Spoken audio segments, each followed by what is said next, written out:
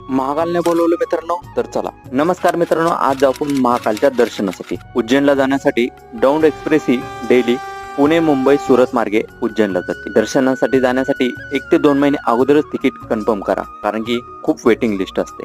नाहीतर आम्हाला चौघांसारखं होईल. 4 जणांचे तिकीट होते ते RAC मध्ये. RAC मध्ये एक सीट दोघांमध्ये वापरावं लागते. तर मित्रांनो, पुणेमध्ये एक्सप्रेस ही दुपारी 3:30 ला येते. पुणे ते उज्जैन 518 रुपये तिकीट आहे. तात्कालीन मध्ये काढलं तर 650 रुपये आपल्याला. मित्रांनो, 3:20 गाडी ही दुसऱ्या दिवशी 6:30 ला उज्जैनला पोहोचते. रात्रीचं जेवण नसेल तर मुंबईच्या अगोदर आपल्याकडून ऑर्डर घेतली जाते आणि वसईमध्ये आपल्याला जेवण दिलं जातं. आम्ही डब्बा घरूनच आणला होता आणि आम्हाला शेजार पण चांगला लाभला होता. ही गाडी दुसऱ्या दिवशी पहाटे 6:30 वाजता उज्जैनला पोहोचली आणि उज्जैन पासून अवघ्या काही अंतरावरती महाकालचं मंदिर आहे.